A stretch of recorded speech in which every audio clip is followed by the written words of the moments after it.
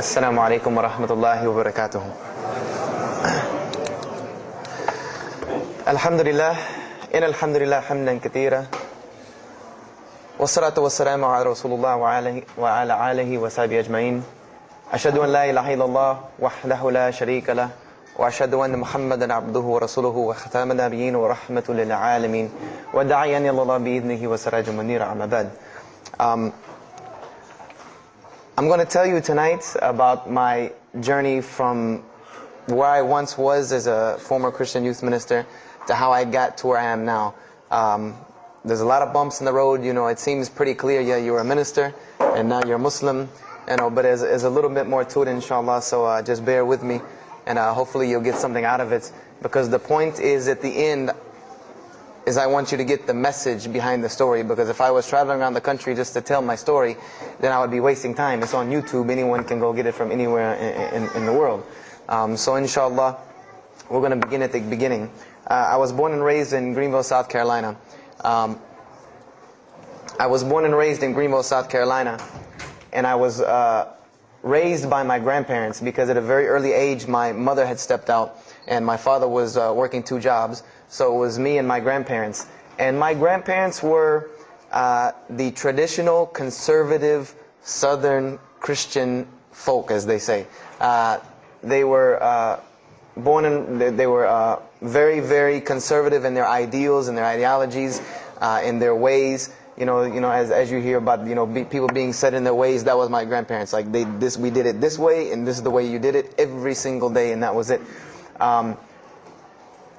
And we were very religious in the sense that we went to church on Sundays, we went to church Sunday evenings, we went to church Wednesday. And in Christianity, that's considered very religious. And it was not hard for us to go to church, and it was not difficult for my grandmother to drag me to church every Sunday, which as a kid is what they had to do, because the church was 2 houses down from our house. There was 2 houses, and then there was the church. So it was not hard for them to drag me every Sunday. And I hated church as a kid because of the simple reason that, we were brought up United Methodist. And Methodist is, for any of you know, it's very traditional. It's not like you think about like screaming and shouting in church and all that. No, you listen to the preacher, you stand up and you sing, you sit back down, you listen to the preacher, you stand up and sing, you sit back down, listen to the preacher, and that's it. That's all that happens. And the pews, as they call them, the chairs are made out of wood. They're hard. You get tired of sitting there. You're fumbling around, playing with the money that my grandmother gave me to put in the offering plate, all of these things. That's what I remember from church as a very small boy. But the thing that I do remember enjoying about church was Sunday school. Sunday school is what I got enjoyment from, because went to Sunday school, you painted pictures, of like Noah building the ark. You painted, all these pictures of Moses splitting the Red Sea.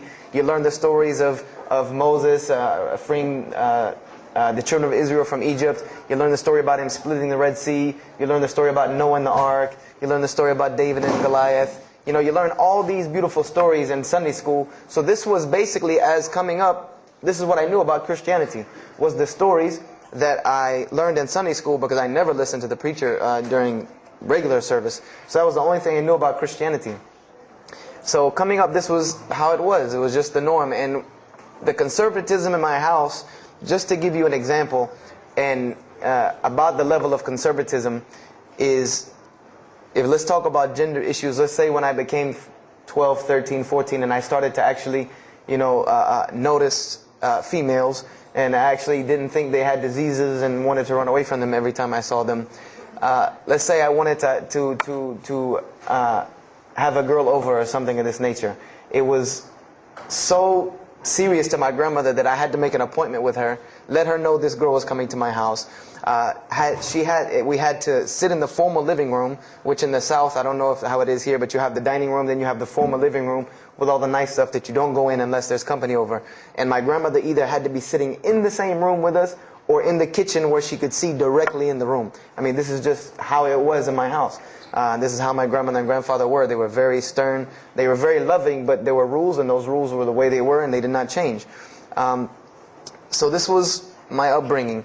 And I would say at about the age of 12, 13, 14, more along the age 13, 14, I started going to the Saturday evening youth services at my church that were for 12 and up.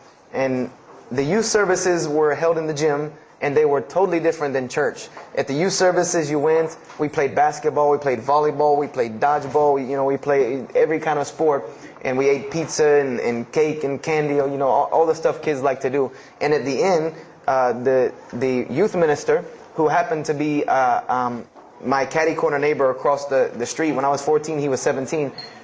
He was the youth minister, so he would sit us down and give us a 30-minute lecture about Christianity, about something about God. He would give us a 30-minute sermon, and that's how the youth services were.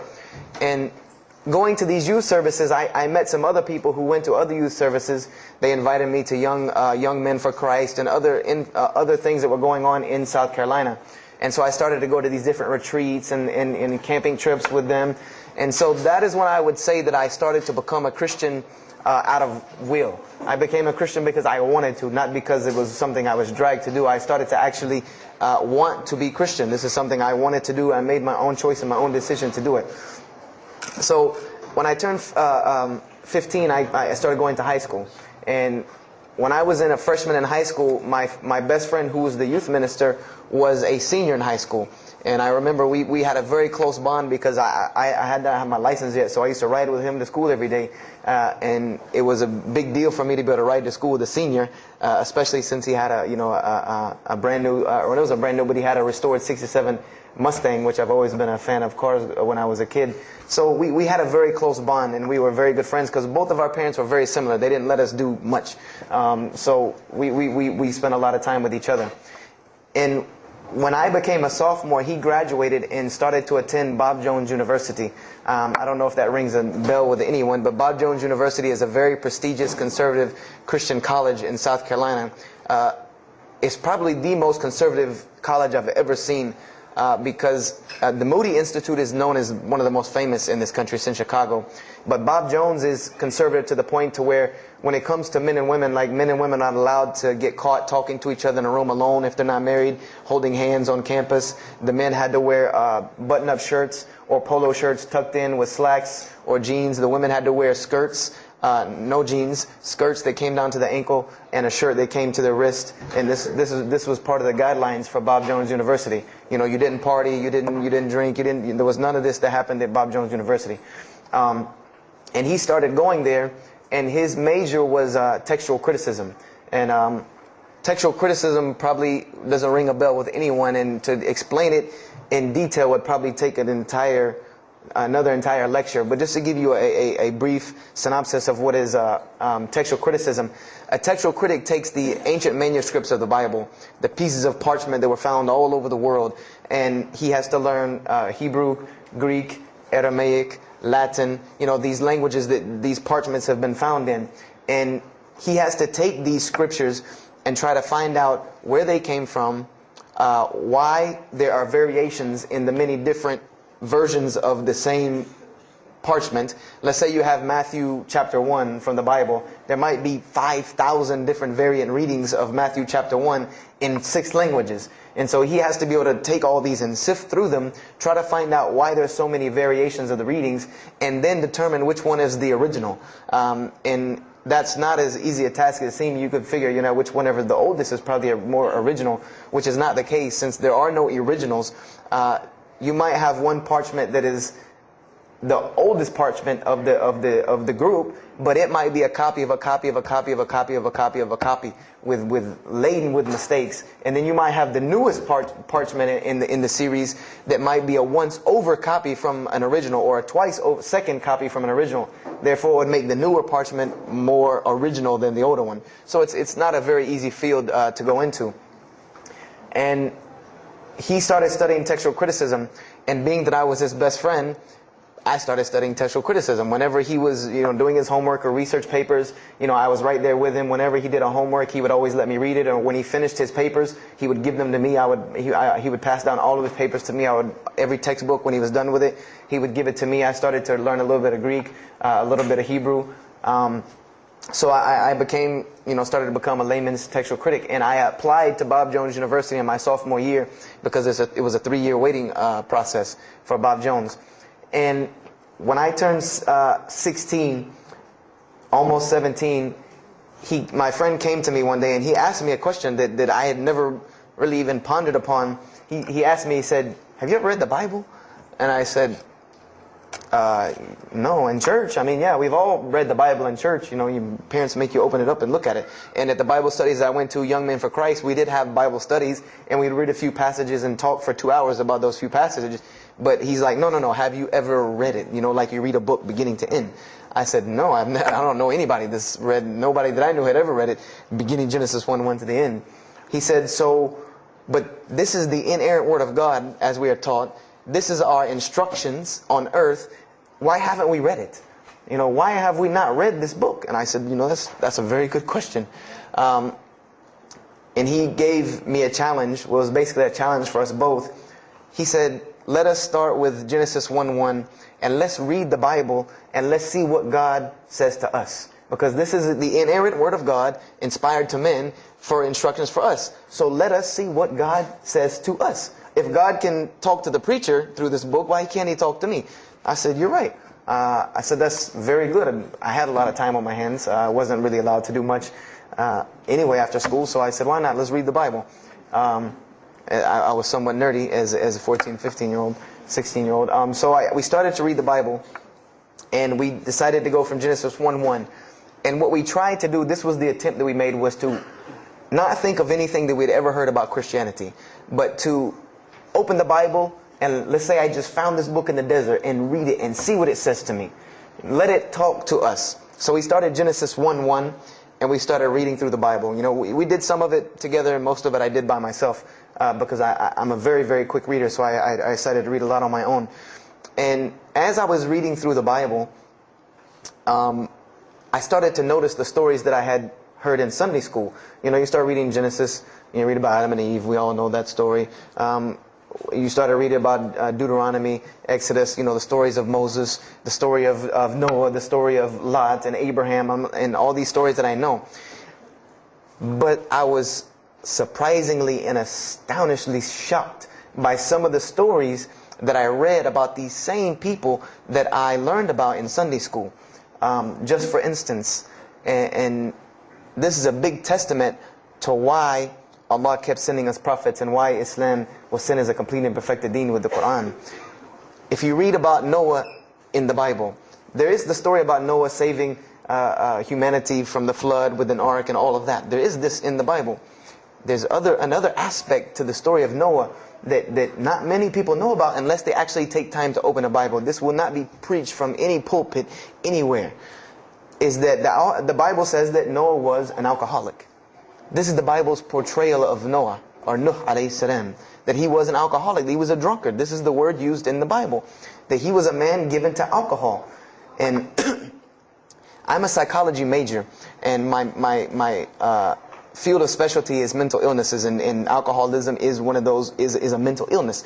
And I know from seeing alcoholism's effect on one of my close friends' parents, I know that someone who is truly addicted to alcohol, and if Noah lived for so long addicted to alcohol, he was seriously addicted to alcohol. It is hard for someone addicted to alcohol to hold down a 9-to-5 job working at McDonald's flipping hamburgers, much less construct an ark to save humanity from a flood that's never happened.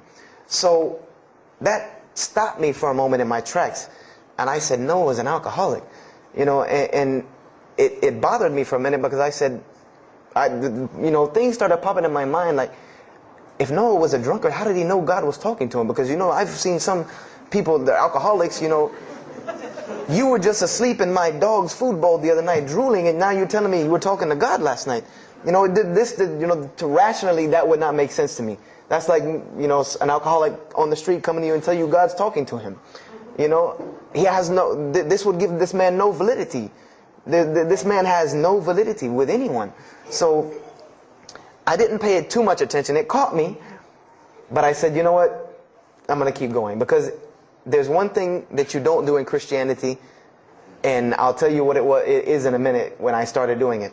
Then I came across the story of Lot, or Lut alayhi salam. And we all know the story of Sodom and Gomorrah in these stories, but there's another very twisted story in the Bible about Lot and his daughters. There's a story of Lot and his daughters in the Bible that says his daughters got him drunk one night and seduced him and committed incest with him. A'udhu billah. This is the Bible. This is one of the Bible portrayals of the prophets of God. The person who saved his family from Sodom and Gomorrah. This is the story that is in the Bible. So I'm catching myself again, like, oh, this is becoming a really bad habit that I'm seeing. This is becoming a bad recurrence that I'm seeing over and over again in this Bible. So, after that I started, speeding through some of the other mumbo jumbo to get to more of these prophet stories. And I got to the story, there are others, and there are some stories in the Bible that are not PG rated, period. They're not rated for talking anywhere. You would need an 18 and up ID card to be able for me to even tell you these stories. So the one that intrigued me, that caught my attention the most, was of my most beloved story in the Bible, and that was of David and Goliath. That was my most intriguing story to me, because not only was, it said that in the Bible that David was a very small man and Goliath was a very big man, and that was appealing to me because I've always been very short, and as a kid I was really short. So, I said this was a very beautiful story to me, just in its prose and in its concept of overcoming. And so I started to read about David. And there are very beautiful stories about David in the Bible. There are indeed. But there is one story about David in the Bible that shocked me to my core.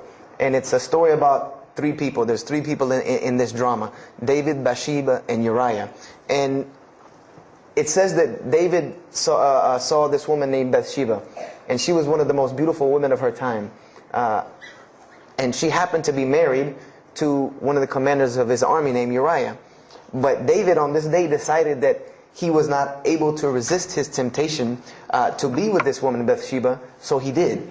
And he committed adultery with her. And knowing that he did this, the way that he decided to cover it up was he sent a letter to the generals of his army saying that when the battle was fierce, for everyone to pull back and abandon Uriah so that he would be killed. And when he dies, then he could have Bathsheba, no harm, no foul. So David went from being the slayer of Goliath, the hero from man, to an adulterer, a plotter, and a murderer. And so this is when I really caught myself and said, hold on now. Something's wrong here. Something's got to give. I said, because to me, God's prophets in my mind were people of example. People who I could follow as an example, someone who was supposed to be the best of us, so that we could follow them and emulate them. And they're turning out to be worse than some of the people that you see on America's Most Wanted. David is somebody that, if I only knew this about him from the Bible, I see him coming down the street, I'm going the other way and calling 911, because he has to have a warrant out on him for something. This is what I'm thinking in my mind. This man is not an honorable man at all. He killed Goliath, yeah, but he killed this other guy named Uriah to be able to commit adultery with his wife. So I committed the cardinal sin in Christianity. I started asking questions. This is the one thing you do not do in Christianity, is you don't ask questions, especially not about issues like this. So I went to my pastor and I started asking questions. What's going on here? Pastor, there's a very bad recurring habit about these men in the Bible. What is the deal here? And I remember he told me the same thing that almost every pastor or every evangelist or anyone I talked to about this, same answer, almost like it was programmed.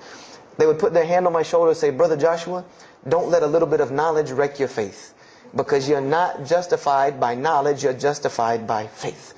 And they would quote me verses like, lean not on understanding, Paul's, we're justified by faith in Jesus Christ. They would quote this whole line of thing to me like it was already pre-programmed, that they programmed in pastor school that people are going to ask you questions and here's the answer. So I said to myself, I don't know, Pastor, this just seems kind of odd. He said, let me tell you something.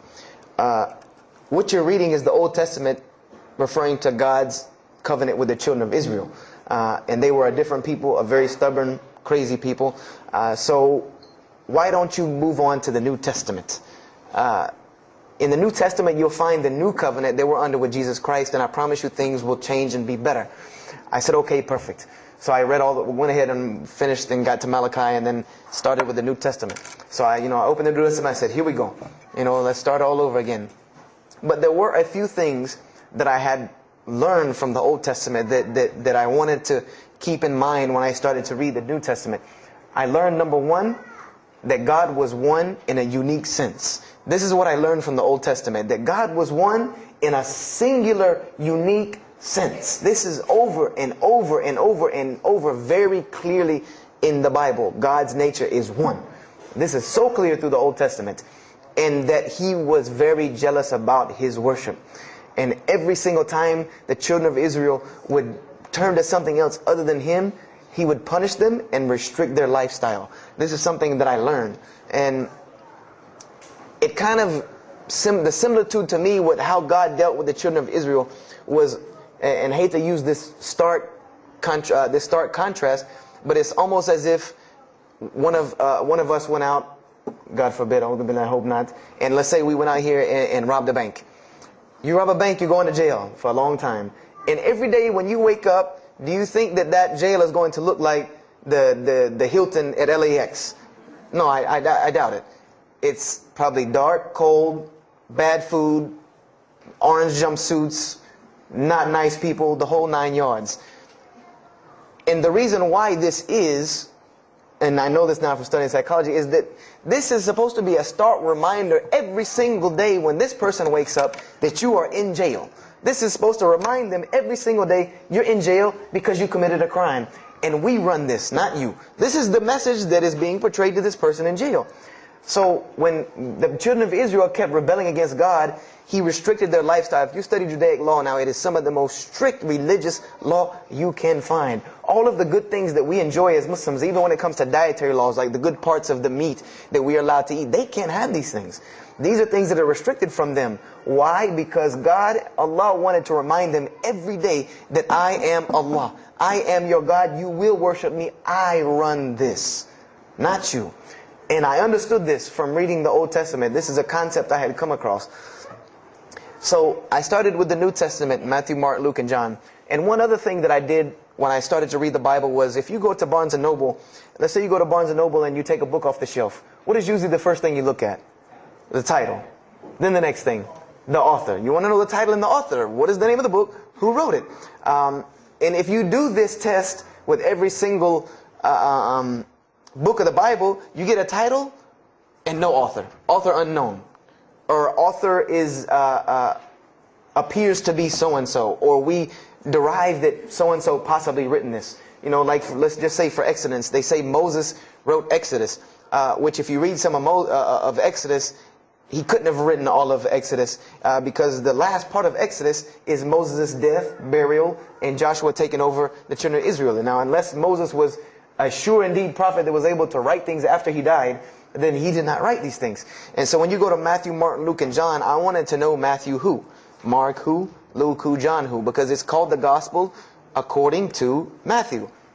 The bad thing is that no one knows. No one knows because no one penned their name down to these things. No Bible scholar in his right mind will tell you that we know for sure Matthew so-and-so wrote this, Mark so-and-so wrote this, Luke so-and-so wrote this, John so-and-so wrote this. It's factual information that we do not know who wrote these. So I was intrigued. I'm like, that doesn't, why would somebody write this book that's supposed to be passed down over generations and people are supposed to, this is the inspired word of God to guide mankind, and nobody decided to pin down who wrote it.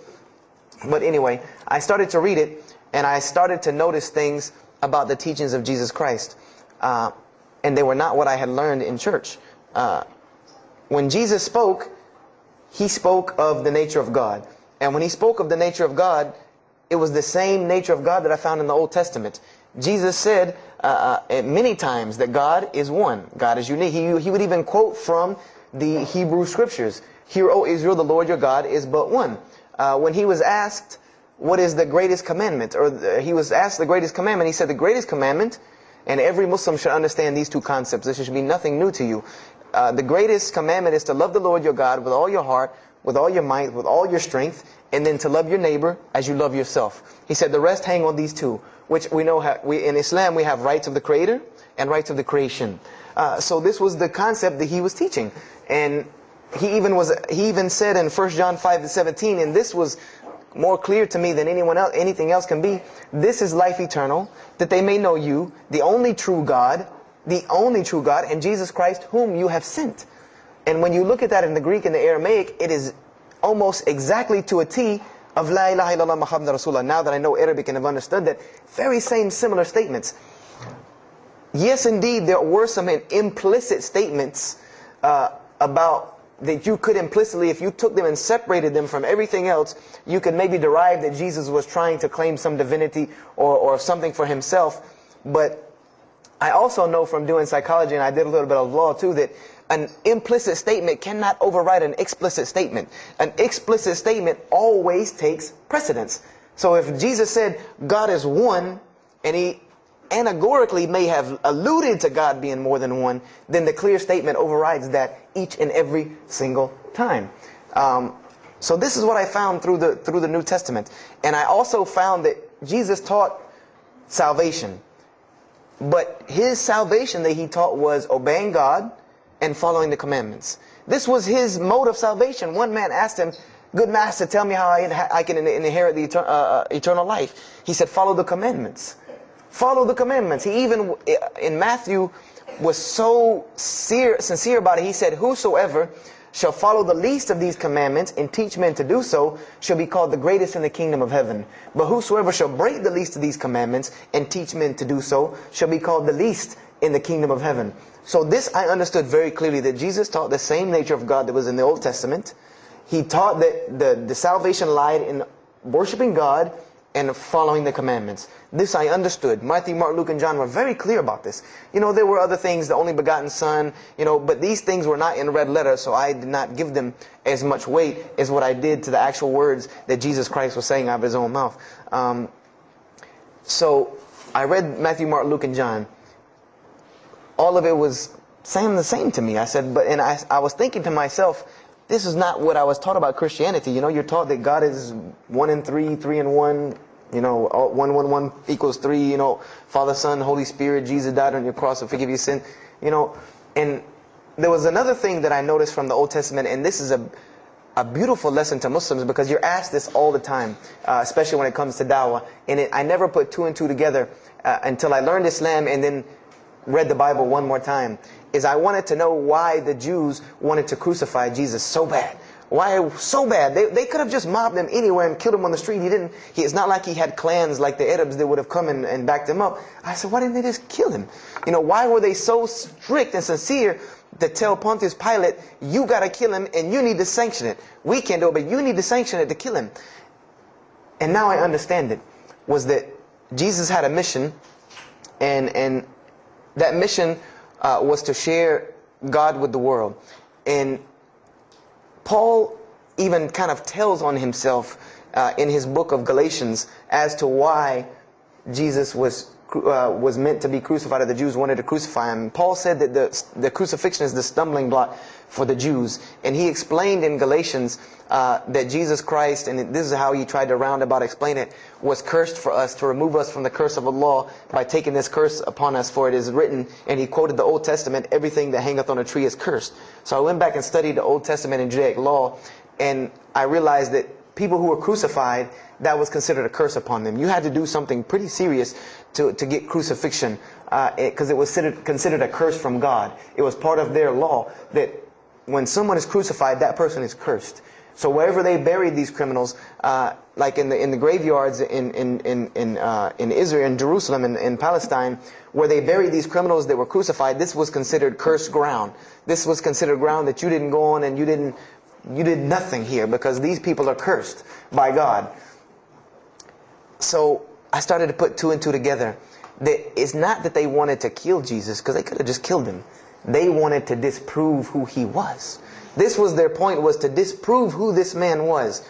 He said he's the Messiah. They wanted to disprove it. And they knew, if you can crucify Jesus, he can't be the Messiah. He cannot be our Messiah if you can crucify him. And even if he is, if we can still force our crucifixion on him, then that'll detriment his message. So they understood this and knew this, and this is why they wanted to crucify him. And this is exactly why Allah saved him from it. Because everyone asks you, why did Allah save him from the crucifixion? Because you cannot crucify. That was part of his law that he came to fulfill, that he could not be cursed according to this law. He said, I have come to fulfill the law. To fulfill it. Therefore, he couldn't be cursed according to it. And this is why he went to the Garden of Gethsemane and asked God to remove this from him, because he knew how detrimental this was to his message of crucifixion. So I began to see all of these things. So I started to read. I got to the book of Acts and started to read the writings of Paul the Apostle. And things went from this to this. It went from one way to another way. It went completely flipped, turned around. The entire teachings went from obeying God, worshiping God, following the law, to worshiping Jesus Christ and abolishing the law completely. Paul even wrote to the Galatians, "Oh, you foolish Galatians, why are you still following this cursed law?" Jesus Christ came as a curse to remove us from the affliction of this curse. So I said to myself, but Jesus just said a few books before this that whosoever shall break the least of these commandments and teach men to do so shall be the least in the kingdom of heaven. And here you go, Paul preaching this gospel to abolish the law. So I even asked, what is going on here? So I started asking my pastor, and my pastor said, now you're getting into deep water. Now you're starting to question the New Testament. You really have some issues. They even thought that I might be, possessed and all kinds of things. So I had a very big conflict going on inside of me, and my friend took me to his textual critic teacher, his professor. And what this man told me probably wrecked my faith in Christianity. And I always say, I doubt he would be very happy me traveling around the world telling people that a Christian professor from Bob Jones University wrecked my faith in Christianity. But he did. Because what I asked him was, what happened to all these contradictions? In the Old Testament there are many contradictions. If you study Hebrew language, you'll understand that when you read some of the Old Testament or the Torah, that there are some parts of the Torah that you can see is the most beautiful Arabic that you can see. The most beautiful Hebrew that you can see, just like when you read the Quran. It's very beautiful Hebrew. And then 2 chapters later, you'll see Hebrew that looks like a broken 3-year-old who is trying to scribble some Hebrew down. It looks very colloquial, very dialectic. You can tell it's not the same person speaking. So I went and asked him about all this stuff I saw. And he told me, he said, what you have is a book written by men over centuries and centuries and eons and eons. And he says, and this book started as an original that was copied and copied and copied, and somebody added a mistake, and somebody came behind him and corrected that mistake and added 2 of his own. Someone came and copied it and skipped a line and added a line where it wasn't supposed to be. And then someone else came and copied it and took it to his country, and in order for it to fit well with the doctrine they were teaching, he would cross out a dot here or cross out a word here or change a word here so that it would fit with the theological ideas of this part of the world. And he said, and after all these years, you have a book now that is compiled from all of this, written by the hands of men that still have men's fingerprints left on it. And that's what you have. You have an imperfect book that is only perfected through faith. This is exactly what he told me, that this book is perfected through faith. You cannot perfect it textually. It's not a textually perfect book. Those who believe in it by faith. And so I said, here we go again with this faith thing. I said, God gave me a brain for a reason. If he did not want me to use it, he would remove this reason and logic part of my brain out and replace it with more faith. So, and I was of the opinion, as the saying goes, my grandmother didn't raise a fool. I'm no fool. I said, I can't believe in this. This book I've been taught is the inerrant word of God, and you're just telling me that it's a book of errors that's only perfect through faith. That's like me taking a 1982 Datsun all beat up and say, if you believe it can be a Mercedes. If you believe. That would make no sense. You can't take a car to the car dealership and say that. No, if you really believe it, if you look at it right, it's a Mercedes. So I said, no, this is a book full of errors. And God's religion is perfect. If God has a religion, it's perfect. If he has a book, it has to be perfect because he is perfect. So I left Christianity completely. And I decided that I was, I had learned some concepts from the Bible. God was one. You couldn't fool me of that. I had also concepted that there should be nobody standing between me and God, because He created me without permission from anyone. Therefore, I don't need to be taking permission from someone to go to Him. If I had to be forgiven for something, it should come from Him, because on the day of judgment, it's going to be me and Him alone. And I didn't know about God's prophets yet. I had my doubts and persuasions about that. So I decided to start searching other religions. I went back to Judaism. I studied Judaism. I found the same thing that Jesus taught about two spiritual Jews that leave the law, and Jews that were so caught up in the law that they left no room for spirituality. I studied Buddhism, Hinduism, Taoism, Confucianism, Wiccan, Bushido. Everything I could get my hands on, every type of ism or religion, I studied it. But there was one litmus test that I used for every religion. And whenever I met them, or the people, or whatever about this religion, I would always ask them, do you have a book? Do you have a book? Because another thing I had come to the conclusion of is that if your religion is true, you should be able to tangibly hand me something and show me that this religion is true. Give me something that I can see. I don't want to hear that faith stuff anymore. I heard that all my life, and look where it got me. It got me thinking I'm driving a Mercedes running around in a 1982 beat-up Datsun. I said, no, you have to show me. And so I read the Bhagavad Gita, I read the Torah, I read the Scrolls of Tao, I read the Code of the Bushido, I read the Wiccan Book of Spirits and Spells and all that other magic stuff they have. And I read all of these things, and I found something very congruent with all of it, was that there were very same philosophies and teachings in all of these major religious books. They all talked about God and His nature. Most of them alluded to the fact that God is one, and that God sends messengers to us and people to us to teach us. But they were filled with a whole bunch of garbage, to be honest with you, that I couldn't logically, rationally believe. So at about the age of 17, just about the time, about 17 and a half, I gave up my search for God. And I became kind of angry with God, because I said, here I am looking for you, and I can't find you, and it doesn't look like you're giving me any help. And I don't know how many of you know, but for a 17-year-old that is frustrated with God and the world, there's a lot of trouble he can get into. There's a lot of things he can do to put himself in predicaments when he's frustrated with the world and had come to the conception that, if there's a God that exists, then He doesn't really care about me. That's a kind of a dangerous young man. So I started doing the whole partying in trouble, going to parties, drinking underage, all of this stuff I started doing. I'm a perfectionist at heart.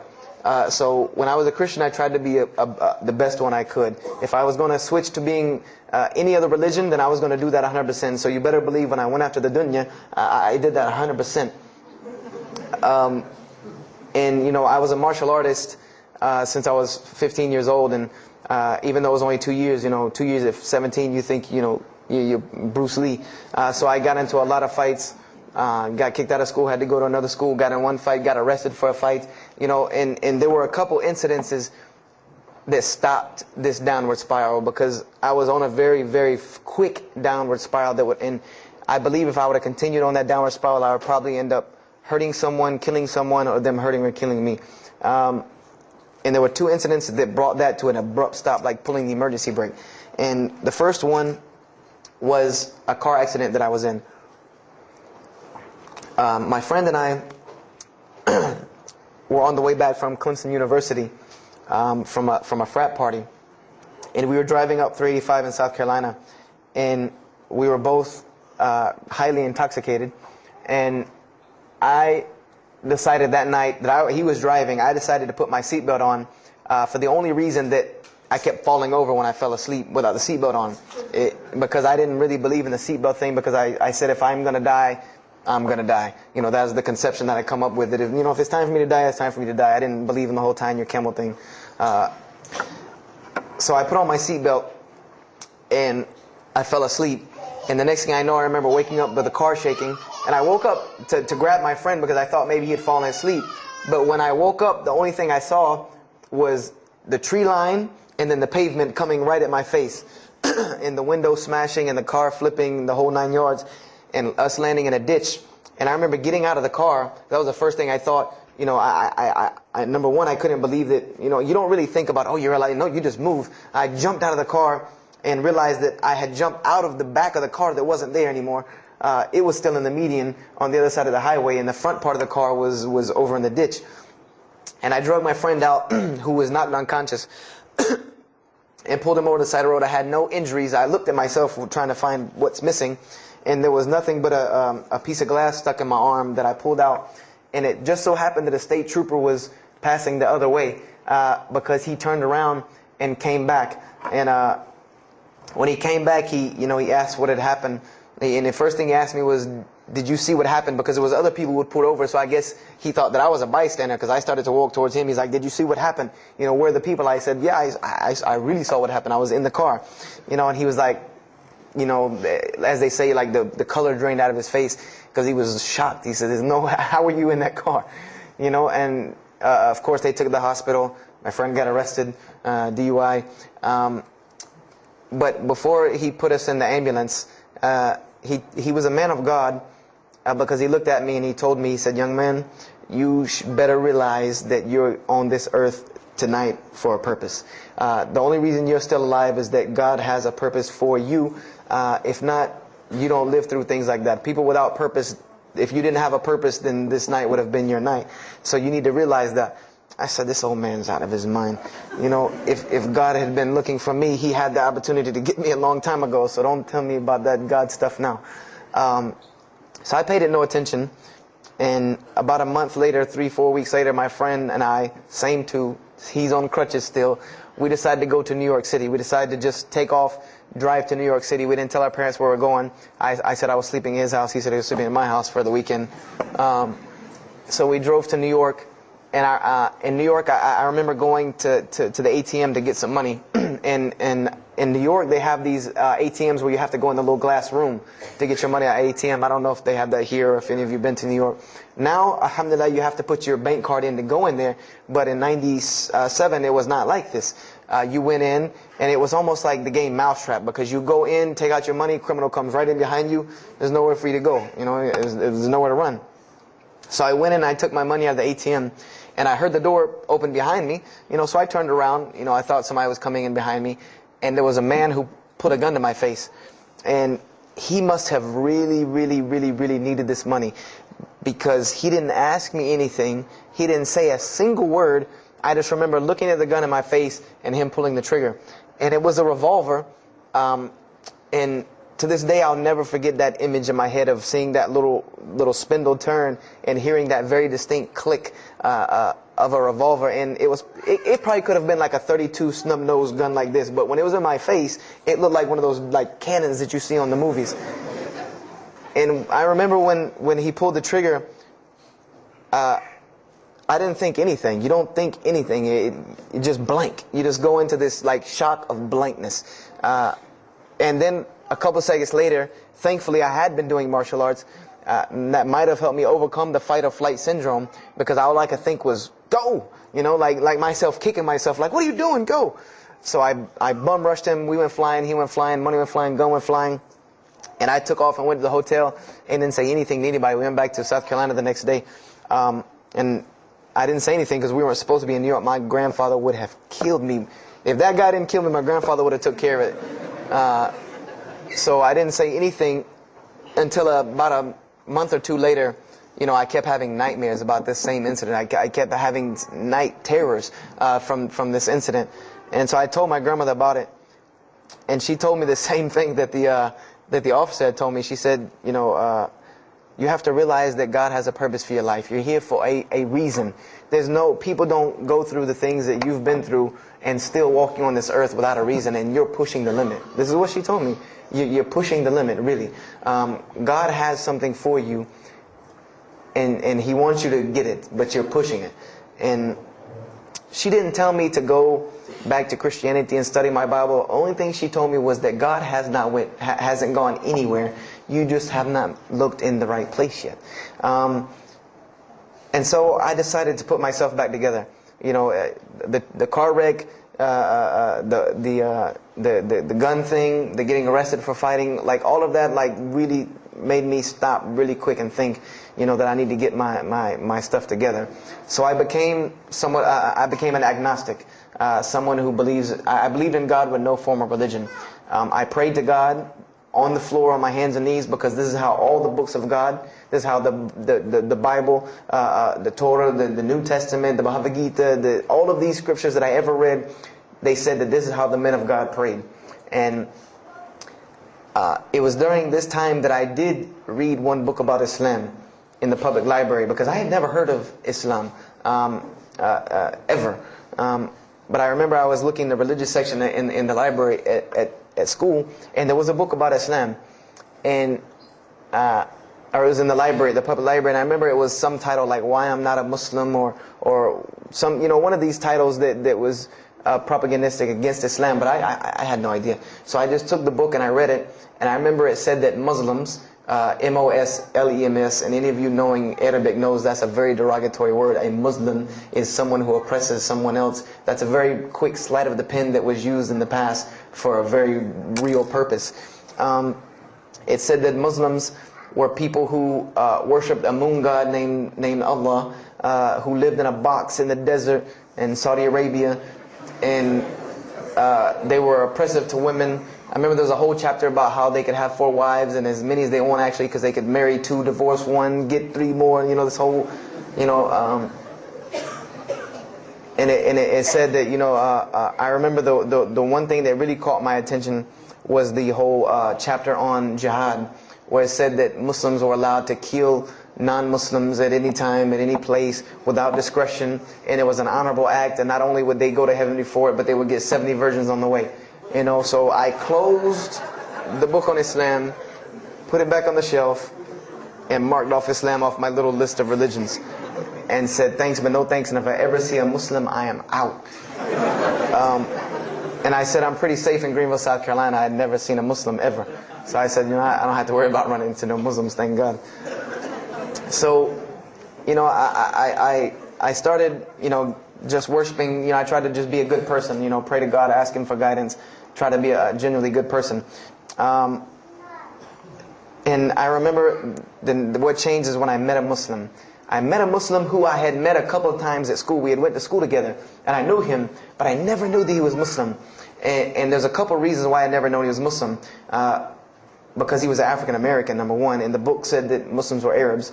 And number two, I didn't know, I thought Muslims ran around, marrying as many women as they want and killing non-Muslims. I didn't know that they could also be part-time drug dealers. So I never knew that this guy was Muslim. I didn't put 2 and 2 together.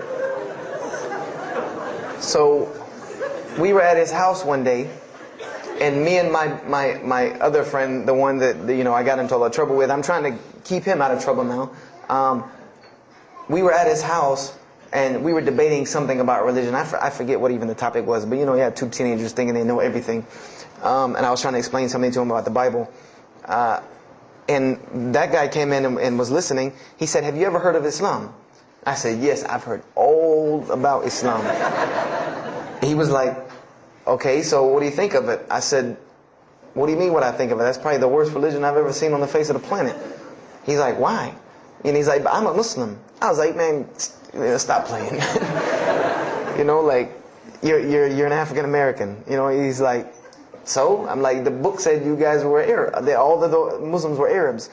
He was like, "What else did you read in the book?" And I told him. He was like, "Man, what what have you been reading?" He's like, "You need to go to the mosque for Jummah." He's like, he told me, he said, "I'm not a good Muslim." This is what he said to me. He said, "I'm not a good Muslim. I'm not even going to try to front and say I'm a good Muslim." He said, "But I can guide you to some people that can tell you the real truth about Islam," because he knew about my story about wanting to find religion. And he said, "You need to go to the mosque for Jummah." And I said, What's Jummah?" He said, "It's just like church with no chairs." And I said, "I can do church with no chairs because in church the chairs were the worst part anyway." Because they had these hard benches that you sit on that are like this, and they're so hard. I said, "That's good. You sit on carpet? Wow, man, every church should be like that." And I said, where's the mosque? He said, it's on Wadehampton Boulevard. I said, where on Wadehampton Boulevard? I lived on Wadehampton Boulevard. I lived right off of Wadehampton Boulevard. He said, you know where Lee Road intersects with Wadehampton? I said, yeah, I live on the other side of that intersection. He said, it's right there. I said, no, it's not. There's nothing. There's a gas station or a church. He said, yeah, you know that church, the Evangelical Missionary Training Facility? I said, yeah, I used to take missionary classes there. He said, you know that building in the parking lot with the gold thing on top? I said, the gym? He was like, no, that's the mosque. Because I had always thought it was the gym because it was in the same parking lot and it was just rectangular with 2 glass doors in the front. And you could literally walk in between the church and the masjid and touch them like this. Anyone who doesn't believe me, go to Greenville, South Carolina, look at the masjid. You can almost touch both of them just like this. He said, yeah, it's right there. I said, I've never, at first I was shocked. Like, I've been living across the street from all these crazy Muslims all my life. I said, I never knew. And he told me to go to Jummah, and I asked him what time. He said he would meet me there at 1 o'clock in the afternoon on Friday. So I said, okay. I went on Friday, and I'm waiting outside for him. I'm not going inside. That's not happening. And I'm seeing all these people going in, and at this time, it was a predominantly Indo-Paki Arab masjid. Anyone who went in was not American, period. And I did not see even one African American going there. And I did see one, and then when he went in, I heard him talking in a dialect that I realized he was probably from Africa. So I said, he's not American. So I'm not going. I'm waiting, and I'm standing outside, sitting on the church steps, and the imam pulls up and parks right in front of me, who I had no idea he was the imam. But he got out and he asked me, am I waiting for someone, this, that, and the other? And I explained to him. He said, oh yeah, we know this brother. You don't see him that much, but we know who he is. He said, I'm glad you came. He was a very, very nice, gentle young man. And he invited me into the mosque, and I kind of wanted to wait on my friend, but I didn't want, at the same time, I didn't want to tell this man I don't want to go in. So I went in, and they put me in the back and gave me a chair anyway. And I said, I came to sit on the floor. And they gave me a chair anyway, and all of these people are piled up in front of me. And there's no Americans here. And I'm starting to wonder, if this is a setup, because it's starting to smell like a setup to me. Because in my mind, I'm like, you've been set up before, and this seems kind of like this. So, and I'm starting to think in my head, scenarios, a young mind at play. I said, this other guy, my friend, he probably was in the same situation like me, and he probably made a deal with them to get out as long as he brought other Americans and tricked them into coming to the mosque so they could do their jihad after Jummah and get their 70 virgins. So I'm sitting here, and there's all these people in front of me, and then there's a curtain with all these people behind me making noise, and I have no idea who's back here. So I'm stuck in the middle of this. I hear that it's some women, but I don't, there's a curtain. I have no idea. So I'm like, there's something very odd about what's going on right here. I'm like, just let me make it. I'm starting to look for the exit. I'm like, calculating how many people are between me and the exit. I know some martial arts, so I said I'm going to hit a couple of them and I'm out. And then the imam came, and I just now realized that he was the imam because he got up on the minbar, and they started to call the adhan. And, I said, okay, that man seemed nice. He seemed genuinely nice. So I felt a little more comfort. And then he got up after the adhan, and he started his khutbah. Inna alhamdulillah nahmaruhu. I said, oh my God. I said, I bet you he's talking about me. And he's being forceful. He was getting loud and banging on the minbar, and he's pointing in my direction. I'm like, oh man, I got to get out of here really quick, I said, well, I'm going to take my chance with the women behind me. I'm going through the curtain. And then he started to, when he got done with his Arabic tirade, he started to explain it. That verily all praise belongs to Allah alone, or God alone, and Him do we worship, and Him do we seek help and assistance. We seek refuge with Him from the evil that lies. He explained what he said in Arabic, and it sounded to me so beautiful. It was very, very beautifully prosed, what he said, and I wanted to know where he got that. I said, where did he get that? Because it was only about God and about the nature of ourselves. All of us should know that the beginning of the khutbah, and he quoted the 3 verses from the Quran. O you who believe, fear God as He should be feared and do not die. And instead of a state of submission to Islam, he was a very wise man because he translated everything. It was almost as if he knew I was there and translated everything for me. And he. I remember to this day what the khutbah was about. And I don't know if he did it because I was there, or if that was his already planned khutbah, but it's almost as if it was meant for me. The khutbah was that, the title of it was that the forgiveness of Allah is open to anyone at any time, at any place, no matter what, unless they have committed shirk.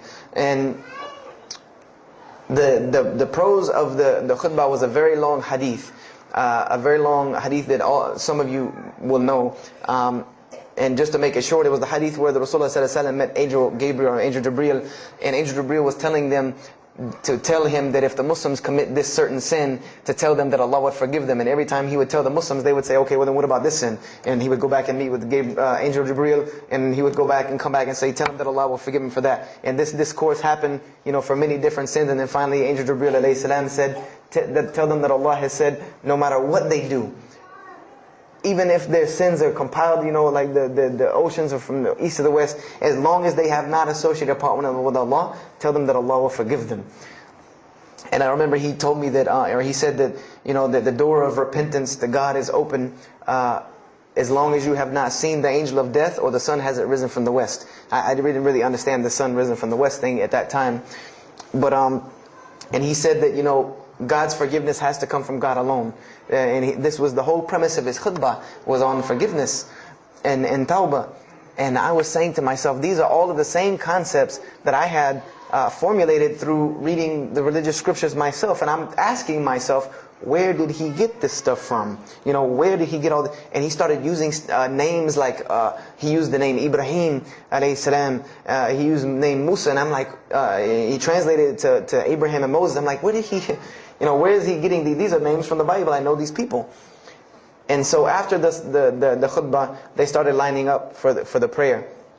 And I got apprehensive because everybody's getting up in front of me and blocking my exit from the door. And so I guess one guy in the back saw me, and because I had to move back a little bit, he said, we're about to pray. And I said, pray to who? And he said, to God. I said, which one? And he said, the one that created the heavens and earth. The same one that's in the Bible, the only creator of the heavens and earth, the only God. I said, yes, I know him. And so the Imam started to pray, and when he recited the Quran, I know it sounded very intriguing. I had no idea what it was. But then when I saw Muslims bow and prostrate on the floor, verses and verses of every religious book that I had ever read started ringing off in my head, that this was the way men of God prayed. And the first thing that I could think of in my mind was, this is worship. That's what I said to myself. This is not prayer, because prayers are asking God for something. These people are worshiping God. So I said to myself that you've written this religion off way too easily. I thought I was a much more open-minded person than that, and I was ashamed of myself that I had written it off with just one little book. I had put all this studies into the other religions. I read this one thing about Islam and was done. So I went to the Imam after Jummah. He talked to me, and I would have to say that I was probably a little bit rude with him. And I've asked him to forgive me. I saw him a few years later. I said, you got to forgive me for the first time you saw me. Because he started telling me, would you like to know a little bit more about, he had a very heavy accent, he was an Egyptian brother. Would you like to know a little bit more about Islam? He tried to give me some pamphlets. I said, no. I don't want any of this right here. I said, do you have a book? This is what I wanted to know. Do you have a book? Can you give me? He said, yes, we have a book. I said, it's called the Quran. I said, can I read it? Is it in English? Can I read it? He said, sure, you can read it. And then he tried to explain it to me a little bit, how it came by. I said, nah, just give me the book, because the book should speak for itself. So I took the Quran home, and on Friday night I started to read it, because this is a book I had never seen before. And I was very interested. So I went home and I opened the Quran, and I read the Fatiha. It seemed to me kind of like the Lord's Prayer. It was a little similar to what I found in the Bible. But then I started to read Surah Al-Baqarah. I started to read Surah Al-Imran. And I started to see names that I had seen before. I started to see names like Abraham, Moses, David, Jesus, Yahya, John the Baptist, Zechariah, Mary. And I said, I know all of these names, but there was something different about these people in this book.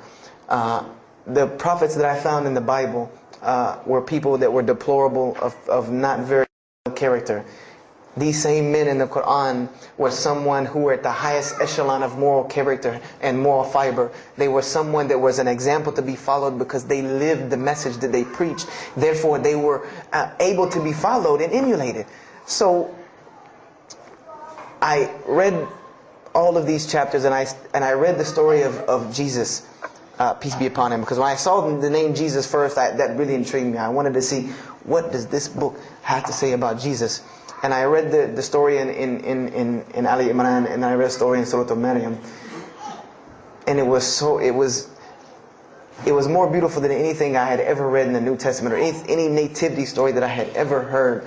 It was more beautiful than that, times 10. I remember the only thing that I could capture my mind was the miracle of how, because in the Bible you never really figure out the conflict of how Mary gets over this finger pointing at her about her coming with a baby and she's not married. There's no real end to that. There's no real defense for her from this in the New Testament.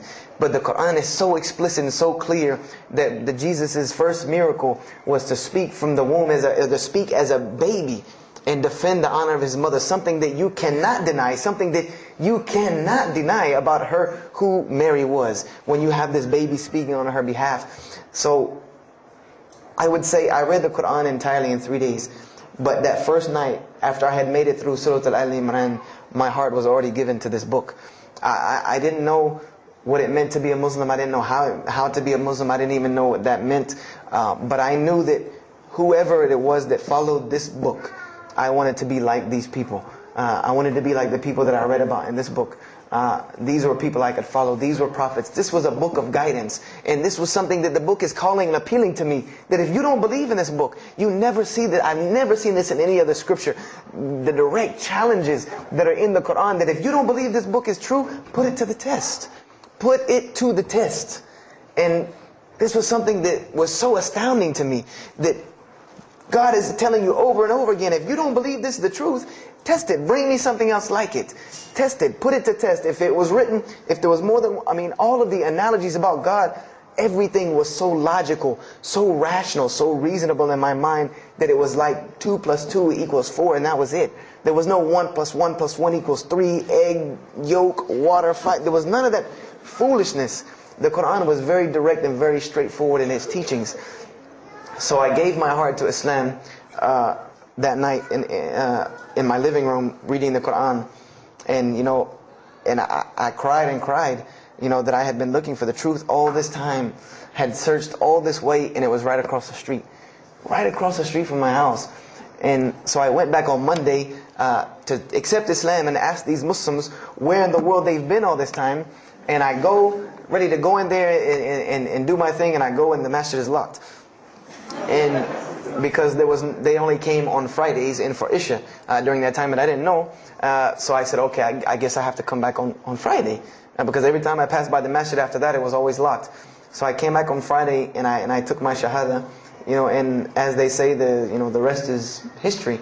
But I don't travel around the world, and this was in December of 1998. I don't travel around the country and the world telling my story, just for the entertainment value. Even though I've been told it does have some entertainment value, I don't tell it for that person for sure. If that was the only reason, then you could just get it off of YouTube and it was the same exact story. I'm going to finish with this, and I hope you can give me 10 more minutes, inshallah, to tell you why I go around telling my story. I tell my story to let everyone realize that there are millions and millions of people just like me. Just like me in 1998, searching for the truth, can't find a way out. There are millions of people. There are probably millions of people in California, hundreds and thousands, if not millions, right here in in Orange County and Los Angeles in the Southern California area, that want to know the truth, that are tired of hearing the same garbage preached to them over and over again, tired of this shaitan box telling them the same thing over and over again, tired of the world being in the condition that it's in, tired of their life being in the condition it's in. And we as Muslims have the solution to every single one of their problems. And guess where we keep it at? Right here inside the masjid. Right here inside the masjid, we have all of this truth. We have the solution to every problem in the world. You want to solve the world hunger? The problem of world hunger? Islam has the problem. You want to solve the problem of world poverty? Islam has the answer. You want to fix the economic situation of this country? Islam could fix it tomorrow.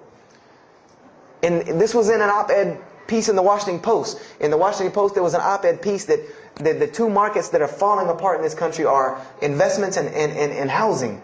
And there are two people in this market that while the rest are bottoming it out, this market is steadily climbing. It's not getting rich overnight like people want to, but it is continually going up, and that is Islamic financing and Islamic housing markets. These two things are so steady and so strong that economists in DC are trying to figure out how they can take some of these Islamic principles, from these investing and housing firms, and plug them into this system to give it some stability, because they realize that you won't get rich overnight in the Islamic system, but it will be stable. It will be something that will give stability. So they are starting to find out that Islam has the answer and the solution to their problems. But we already know this. We already know this, that we can solve every world problem with Islam, would put it into it. But the problem is, we're hiding it from the people. Unfortunately, willingly or unwilling, knowingly, unknowingly, we are hiding this from the people. And there's a statement in the Quran and that Allah warns the Jews about what they did with their religion. And it is a statement that is left in the Quran for us, that verily those who conceal the evidences and the clear proofs, after we have made it clear for them in the book, they are those who are cursed by Allah and cursed by those who curse, unless they repent and reveal that which they have been concealing. Those I will accept their repentance, because I am the one who accepts it, the most merciful. We have become guilty just the same way the Jews have of hiding the truth about their religion. When they saw the Prophet Muhammad ﷺ, they knew the truth and wanted to hide it. People, we know the truth about Islam, and we are hiding it. We as Muslims are running around begging Allah for dignity and honor and help, when He has already given it to us in this deen. Everything that a Muslim could ever want has already been given to him in this deen of Islam. Anything that you ask Allah for, there is an account set up for you to go take it out of. You just got to find it where it's at. And any of you, I'm not going to go through the ayahs for they're too long, but if you want to know the solutions to every one of your problems in this world and the hereafter, just go read Surah Al-Saf, ayah 10 through 13. Very, very easy solution. If I had the time, I would read them to you, inshallah. But we have the cure to every disease in the world, and we're not giving it to the people. And I want to use this as a parable, because I really want this to hit home with you. Let's say, what is your name, brother? Abdullah, mashallah. Let's say me and Abdullah are best friends, we're brothers in deen, we're roommates, and we've been roommates for years and years and years. And let's say brother Abdullah has contracts an illness, a disease that is one of the most painful diseases that any human being can ever go through in his life, and it's not something that is going to kill him quick. Let's say this disease is going to suffer and fester with Abdullah and make him not be able to eat, sleep, nothing. He's just miserable all the time. When I come home in the evening, he's rolling around on the floor in pain. And let's say I know him in this condition, and let's say one day I come across the cure for his disease. Someone tells me that if you give this to Abdullah or anyone like him, he will be instantly cured and he will never suffer again. And let's say I take that and put it in my pocket, and I don't give it to Abdullah. Why? Why don't you give it to Abdullah? Well, number one, I'm way too busy. I have 2 jobs, going to school, I have a long commute back and forth, I got to drive up and down the 405 every day. I don't have time to give Abdullah this medicine, man. If he wants the medicine, he'll go get it himself. I don't have time, I'm really busy. Number 2, I'm not a doctor. I should not be prescribing Abdullah medicine, and I'm not knowledgeable in medicine. If he wants help, he should go see a doctor. I'm not a doctor. Number 3, Abdullah's, please forgive me, but Abdullah's kind of stubborn. He doesn't really listen very well. He's kind of set in his ways. So even if I tell him this medicine is good for him and it'll cure him, he probably wouldn't even take it anyway. So why waste my time? Do any of these excuses sound familiar? And let's say I don't give this medicine to Abdullah and he dies. And let's say he dies the most painful death that you can ever imagine. I want to ask you a kind of rhetorical question. I want to ask you kind of a rhetorical question. Do you think on the Day of Judgment that Allah is going to call me and Abdullah up and ask him about this incident between me and him because I've oppressed him? I have oppressed him. I've allowed him to suffer knowing that I could ease his suffering. I'm sure Allah is going to ask us about this. But you know the beauty about Islam is that if Abdullah was a good Muslim, bore this disease patiently and died, he dies as a shaheed, inshaAllah. And on the Day of Judgment, this is how beautiful Islam is, that he could very well come before and Allah ask us about this, and Brother Abdullah say, you know what? Allah, I forgive him. So you forgive him. This is the beauty of our religion. And Allah will forgive me. But the disease I want to tell you about is the disease that every single non-Muslim walks around with every single day, and they don't even know it. It has no real physical symptoms, and that's the disease of shirk, the disease of being jahl, being ignorant about Allah subhanahu wa ta'ala. Allah gives them life, and they worship someone else. Allah feeds them, and they thank someone else. He created them and fashioned them in the womb of their mother and knows them better than they know themselves. And they have no idea who He is. They don't even know who He is. If that doesn't pain your heart to see a person in this condition, then for sure the hearts have become hardened. Because when I see non-Muslims, especially when I sit in places like airports, I see this disease. I see it on them. I see them walking around with it. And there's so many of them passing me, I think to myself, there's no way I could talk to all of them. There's nothing I can do. And this disease is something that not only is not going to show up as a physical symptom, and is going to leave them ignorant about Allah subhanahu wa ta'ala, but when the day they die, they will die the most physically painful death that anyone can ever suffer. The Rasulullah ﷺ said that when the angel of death comes to the disbeliever, it doesn't come kindly. He yanks the soul through the nose, and it's as if his flesh is torn from his bones. It's as if they take Brother Abdullah and turn him upside down and stuff him in a human paper shredder. This is the death that is waiting for those who do not know Allah subhanahu wa ta'ala. And you know the unfortunate thing? That while you've been sitting here listening to me, thousands of people have died. Thousands of people have lost their life not knowing Allah while I'm talking to you right now. People in this city have lost their life, and there's nothing we can do about them. They're gone. It's too late for them. We can't save them even if we want to. And that's a deplorable, deplorable, sad, sad fact that we can't save them. But there are many, many, many, many who we can save. And that all that takes is us taking this light of Islam we have and showing it to the world. There's a statement in the Bible, and I finish with this. Whether Jesus alayhi salam said this or not doesn't matter, because this statement is one of the most profound statements that has been somewhat of a focus for me in my mission of da'wah.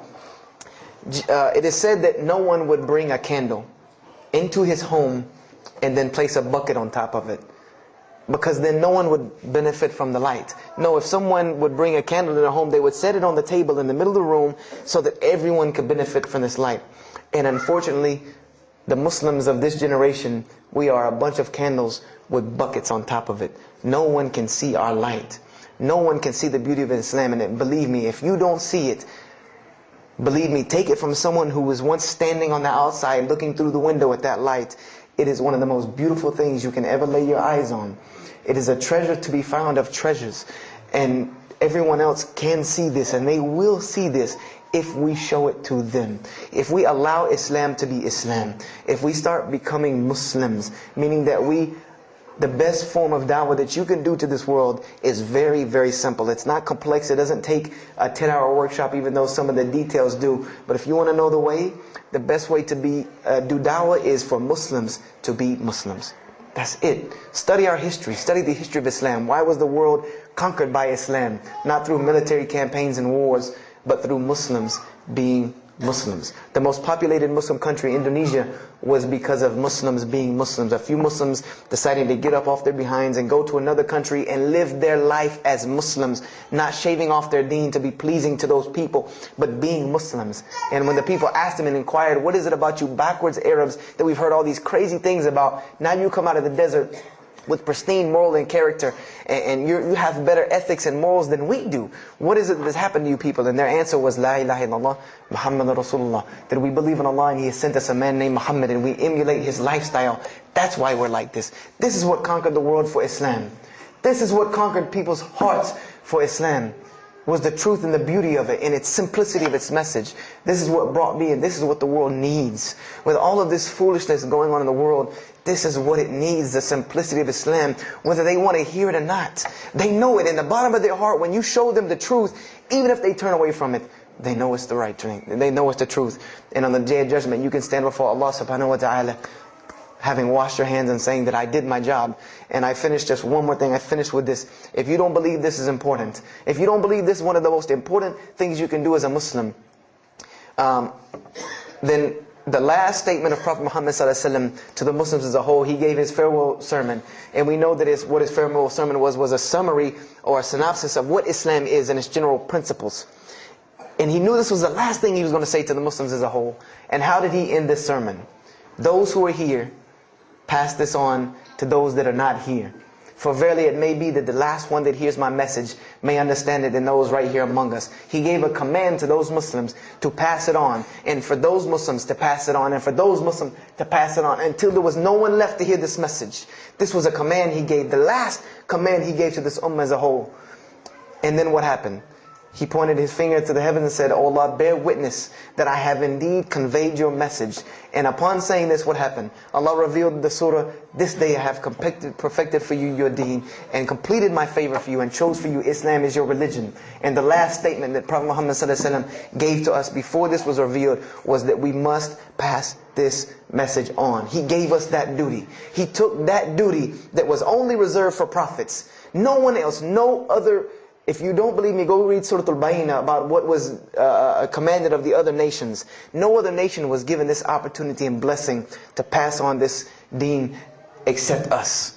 Because there are no more prophets coming. So the job falls on our shoulders. Qurans are not going to fall out of the sky and hit people when they're walking down the street. This job has now become ours. And just like if the Prophet Muhammad ﷺ had not done his mission, he would have been accountable before Allah. If we do not do our job of spreading this message of Islam, we will stand before Allah on the Day of Judgment. Don't be the person standing before Allah on the Day of Judgment and your neighbor that you've known, your co-worker that you've known 10, 15, 20 years come and find you and tell you, you knew this day was coming. You knew this day was coming and what was going to happen to me, and you did not say anything to me. And those people will complain to Allah about us. They will complain to Allah about us. Because we have the truth right amongst them, and we're not giving it to them. We need to stop hiding it in our masjids, in our homes, in our hearts, and we need to give it to the people. It's beautiful, trust me. Just hand it to them. Just hand it to them. I promise you they'll take it, because it's something that is so pure and pristine. And now forgive me for probably going over my time, and if we have time, I want to leave some time for questions and answers. I will be outside to take any questions and answers. The only last thing I want to announce and let you brothers and sisters know is one of my biggest dawah projects is a DVD project that I do. And my goal is to put a DVD about Islam in the hands of every single person in the United States of America. Right now I'm working on Florida and I have other brothers working in other places because people will watch a DVD. We did studies on this, and people will watch media before they'll read a book or before they'll listen to an audio CD. And alhamdulillah, through these DVDs we've gotten, I would say, an average about 2 shahadas a month. Because my personal contact info is on the DVDs, and people watch them and they call me and I converse with them, and usually most of them accept Islam. I just had a shahada the day before yesterday from Irvine, Texas, from someone who had bought the DVD and given it, a Muslim had bought it, gave it to his friend. His friend hated it or didn't want it, so he gave it to another person, and that person gave it to a co-worker at work who watched it and accepted Islam. So this is one of my biggest projects.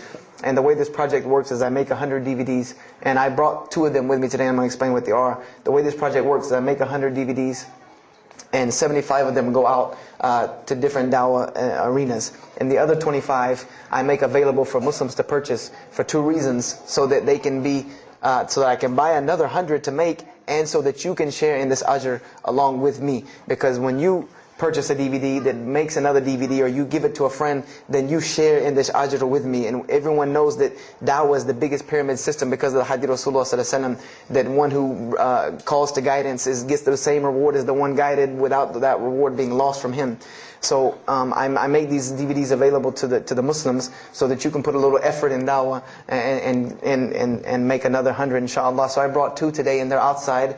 One of them is called Islam in the Bible, which is basically what I just told you in a PowerPoint format, so that you could see all these verses that I saw, all these things that I read that allowed me to see the truth of Islam very clearly when I saw it, and I coincide them with the Quran so that you could see them. And there's another one the other one's called The True Gospel of Jesus Christ, where I go through the New Testament. Well, first part I think is an interview about me and my story to Islam, and there's some other Q&As on the other DVDs about nature of God and all these different things. But it's a PowerPoint presentation about the New Testament and Jesus Christ, and how you can prove to someone that Jesus Christ taught Islam from the New Testament, from their own book, that they have to agree. They either have to believe it or reject it. And if you believe it, then you have to believe what I'm saying is true about Islam. If you reject it, then this is your book, not mine. So, I try to use these 2 teaching methods, and they also can be given to non-Muslims because they're in a PowerPoint format. They're in a very educated format, and they're available outside for $10 each.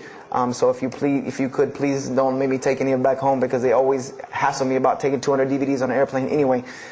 So please come and get them. And if you have any questions, my contact info is on there and everything. If you have any more questions for me, and my website and everything. I thank you for your time.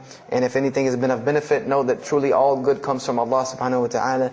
And if anything that I have said is incorrect or hurtful or shameful, know that indeed that comes from my own nafs and my own lack of understanding. أقول كذا هذا واستغفر الله لي ولكم فاستغفروه إنه هو الغفور الرحيم.